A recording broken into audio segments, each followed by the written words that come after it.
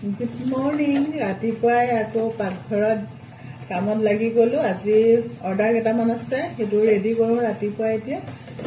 আৰু ৰাতিপুৱা মানে প্ৰথমতে গাটো ধুই আহিব লাগিব, কাৰণ বিয়া হোৱাৰ আগতে শিকাইছিলে যে যেতিয়ালৈকে গা নোধোৱা তেতিয়ালৈকে মানে পাকঘৰত সোমাব নালাগে। সেই অভ্যাসটোৱে থাকি গ'ল। এতিয়াও ৰাতিপুৱা উঠিয়ে ফাৰ্ষ্ট কাম গা ধুম, তাৰপিছত কিবা কিবি বনোৱাত লাগি যাম।